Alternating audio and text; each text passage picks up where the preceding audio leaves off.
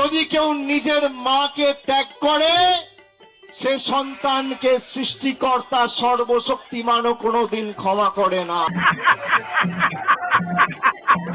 আর যদি কোনো সন্তান মায়ের বানানো সাম্রাজ্যে এসে ওই সাম্রাজ্যে চুরি চামারি করে অনেক বড়লোকই হওয়ার স্বপ্ন দেখে এবং পশ্চিমবঙ্গের মানুষের ইমোশন নিয়ে ছিনিমিনি খেলার স্বপ্ন দেখে, তাহলে কি সৃষ্টিকর্তা তাকে ক্ষমা করে দেয় ভাইপো? আরে জিও গুরু। মানে স্টেজে উঠলে এমন করে ভাষণ দেওয়া শুরু করে, যদি কোনো মানুষ মায়ের সাথে বেইমানি করার চেষ্টা করে তাহলে সৃষ্টিকর্তা তাকে ক্ষমা করে না। মানে এই রকম ভাষণ দিয়ে আজকে তুমি তোমার পুলি মারিয়েছো, চুরি চামারি করে তো পুরো পশ্চিমবঙ্গের হালত খারাপ করে দিয়েছো। সেখান থেকে পশ্চিমবঙ্গে উঠে আসতে আর অনেক সময় লাগবে। এখনো পর্যন্ত নির্লজ্জ বেহায়ার মতো আবার সেই একই লেভেলের ডায়লগ মেরে যাচ্ছ। বলি, গায়ে কি মানুষের রক্ত আছে নাকি কুকুরের রক্ত আছে? মাদারের বাচ্চা। যদি কেউ নিজের মাকে ত্যাগ করে সে সন্তানকে সৃষ্টিকর্তা সর্বশক্তিমানও কোনোদিন ক্ষমা করে না। হ্যাঁ, বাংলার ঘরে ঘরে প্রত্যেকটা মা এটাই চাইছে যে তাদের বাচ্চা যেন অভিষেক ব্যানার্জির মতো কোনো বাচ্চা না হয়।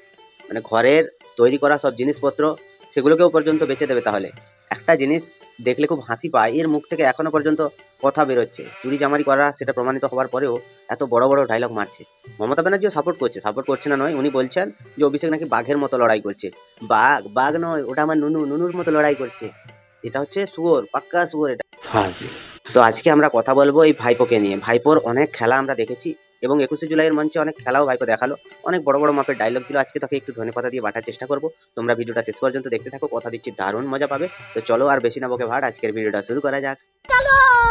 তো হেই বাঙালি, হ্যালো বাঙালি, নমস্কার বাঙালি, কেমন আছো তোমরা সবাই? আশা করি অনেক অনেক ভালো আছো। আজকের একটা নতুন ভিডিওতে তোমাদের সবাইকে অনেক অনেক স্বাগত। যারা গেছে আমি নেত্রীকে অনুরোধ করব দয়া করে আগামী দিনে একটা কেউ ফেরত নেবেন না। একটা কথা হচ্ছে ভাইপো, তুই অনেক অনুরোধ করেছিস, তুই অনেক সতীর বেটা সাজার চেষ্টা করেছিস, পিসির তো গরদানটা নিয়েছিস, এরপরে মনে হচ্ছে তৃণমূল দলটার যে প্রতীক সেটাও তো চলে গেছে, এরপরে যে কটা ছোটোখাটো কর্মী বেঁচে আছে সেগুলোও চলে যাবে। এরকম কথাবার্তা বললে, এই যে দয়া করে নেত্রীকে অনুরোধ করবো আগামী দিনে যেন তাদেরকে না নেওয়া হয়, বলি নেত্রী তো কাউকে কোনোদিন নেয়নি। তুই তো 2011 সালের পরে টপকে এলি কোথা থেকে, তারপরে তুই তো শুরু করলি তৃণমূলের বচন। মানে যারা যারা সিপিএম থেকে এসছে, কংগ্রেস থেকে, এমনকি সাগরদিঘির বিধায়ককেও তুমি ভালো করেই বুঝিয়ে শুনিয়ে তাকেও তুমি তোমার দলে নিয়েছো। এই পিসিকে বুঝিয়ে শুনিয়ে যে ওই লোকটাকে দলে নিলে ভালো হবে, সব বুদ্ধি তো তোর ছিল। তুই এখন সতী সাজার চেষ্টা করছিস, নেত্রীকে অনুরোধ করছিস, বলি ঘরে তো বয়ে এনেছিলি শত্রুকে তুই, এখন সতী সাজলে হবে ভাইপো? সব দোষটা তো নিজের ঘাড়ে নে। একটা কেউ ফেরত নেবেন না। আজকের এই কর্মী সমর্থকদের উৎসাহ উদ্দীপনা, বিজেপির ক্ষমতা হবে ক্যাথিড্রাল রোডে এই মিটিং করা। না না, বিজেপির কোন রকম কোনো ক্ষমতা হবে না। যত ক্ষমতা তোদের আছে এখন বর্তমান, পুলিশের হাত থেকে কি করে বাঁচবি সেটা ভাব, কি করে সিআইডির হাত থেকে বাঁচবি সেটা ভাব, একদম ভেবে রাখতে গুলো। বিজেপির কি ক্ষমতা না ক্ষমতা সেটা বিজেপি দেখিয়ে দিয়েছে। মানে চুপ থেকেও যে অনেক কিছু করা যায় বা বলা যায় সেটা বিজেপি বুঝিয়ে দিয়েছে। এবার তোরা একটা জিনিস মাথায় গুছিয়ে নে, সেটা হচ্ছে কি পিসি ভাইপো পালানোর জন্য একটা রাস্তা বার কর, দেশ ছেড়ে পালা, না হলে তোদেরকে আর এই জীবনে কেউ কারাগার থেকে বার করতে পারবে না। রাজ্য সরকারের ক্ষমতায়, পুলিশ তোমার, তদন্তকারী সংস্থা তোমার, অর্থ তোমার, কেন্দ্র সরকার তোমার, মানুষ তৃণমূলের সাথে রয়েছে। হ্যাঁ, মানুষ যে তৃণমূলের কতটা সাথে রয়েছে সেটা আমরা বুঝে গেছি, কারণ মমতা ব্যানার্জি যতদিন অসুস্থ হয়ে পড়েছিলেন, ক্ষমতা যাওয়ার দুঃস্বপ্নের মধ্য দিয়ে যাচ্ছিলেন, এবং আমরা দেখেছি তার কোনো কর্মী সমর্থক বা তার দলের কোনো নেতা, তার দলের কোনো রকম কোনো চিটিংবাজ লোকেরাও আসেনি দেখা করতে। মাননীয়াকে কত যে মাননীয়ার কাছে মানুষ আছে সে আমরা জানি। আর 2000 লোকের সামনে অনেক বড় বড় ডায়লগ এর আগেও আমরা দিতে শুনেছি। এই ভাইপো কম ডেপো ছেলে নয়, এরকম ছেলে যদি আমাদের পশ্চিমবঙ্গে অন্য কারোর ঘরে থাকতো তাহলে জুতিয়ে তার মুখটা ভেঙে দিত। শাসন করার মমতা ব্যানার্জির অধিকার আছে, তিনি কিন্তু করছেন না। তিনি আরো উৎসাহ দিচ্ছেন, বলেন ভাইপো তুই চুরি কর, চামারি কর, ডাকাতি কর, আমি তো আছি, আমি সামলে নেব। আপনারা শক্ত থাকুন, আমাদের আগামী দিনের লড়াইয়ের ময়দানে আবার দেখা হবে। না, ততদিনে পিসি ভাইপো বাইরে থাকবে না, আমার মনে হচ্ছে তিহার জেলের ভেতরেই থাকবে।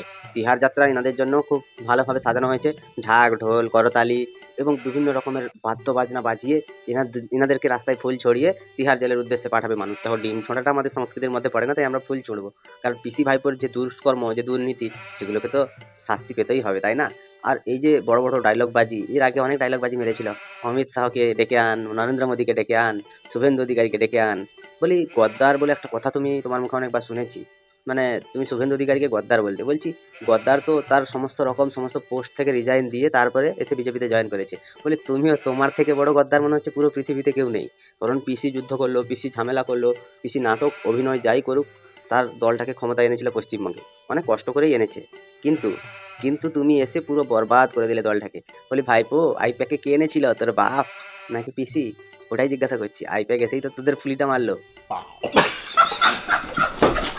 বিশেষ করে যে সমস্ত তৃণমূল কংগ্রেসের নির্বাচন সিম্বলে, তৃণমূলের সিম্বলে, জোড়াফুল সিম্বলে নির্বাচিত হয়ে যারা পিঠ বাঁচাতে নিজেদের মেরুদণ্ড বিক্রি করে ওদিকে গেছে, আমরা প্রত্যেকটা বিধানসভায় গিয়ে মানুষের কাছে ক্ষমা প্রার্থনা করে আসবো। বলি ভাইপো, একটা ভালো বুদ্ধি দেবো? যে নিজের ভাই বলেই বলছি ভাইপো, বলছি যাস না পশ্চিমবঙ্গের মানুষের কাছে, জেলায় জেলায় কেন, কোনো কারোর বাড়িতে যাস না, কারণ ওখানে গেলে উত্তম মধ্যম ডিম ধোলাই দেবে তোকে একটু। বলছি মানুষের তো অনেক ক্ষতি করেছিস, 22টা 24টা গাড়ি নিয়ে তোর কনভয় বেরোতো, তুই কোন ঝাটের বাল সেটা আমরা জানতাম না। একজন সাংসদকে যদি এত প্রোটেকশন দেওয়া হয়, মুখ্যমন্ত্রী তো কোথায় অন্যান্য কোনো সাংসদকে এত প্রোটেকশন দেননি। বলেন না যে আমরা সরকারি সুযোগ সুবিধা কিছুই নিই না, তাহলে এগুলো কী ছিল ভাইপো? বলি আর তো 20টা 22টা গাড়ি নিয়ে যাওয়ার কোনো ক্ষমতা নেই, রাজ্য সরকার তোকে নিরাপত্তা দেবে না, সাধারণ সাংসদের যতটা নিরাপত্তা ততটাই তুই পাবি। এবারে তুই যে মানুষের কাছে যাবি, তোকে কে বাঁচাবে? একবার তো চোখ গেছে, এবার পেছন কেটে নিয়ে চলে যাবে তোদের দলের লোকেরাই।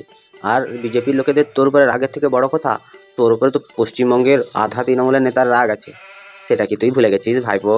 সবাই কেন চলে গেল, সব তোর উপরে রেগেই গেছে। তারা কিন্তু এমনি এমনি কেউ যায়নি ভাইপো। এই ঢ্যামনা বেধগুলোকে নিয়ে তোমাদের কি মতামত তোমরা একটু কমেন্টে জানিও। যদি ভিডিওটা ভালো লাগে লাইক করো, কমেন্ট করো, শেয়ার করো, সাবস্ক্রাইব করে দিও। পাশে থাকা বেল আইকনটা প্রেস করতে একদম ভুলবে না। সবাই ভালো থাকবে, সুস্থ থাকবে, সাবধানে থাকবে, আর দেখতে থাকবে বাংলার কুঁড়ে ঘর। আর তোমাদের সবাইকে অশেষ অশেষ ধন্যবাদ আমার সাথে থাকার জন্য। একটু পাশে থেকো, আমি কথা দিচ্ছি তোমাদের সব কিছু, সব রকম মনোরঞ্জনের দায়িত্ব নেব।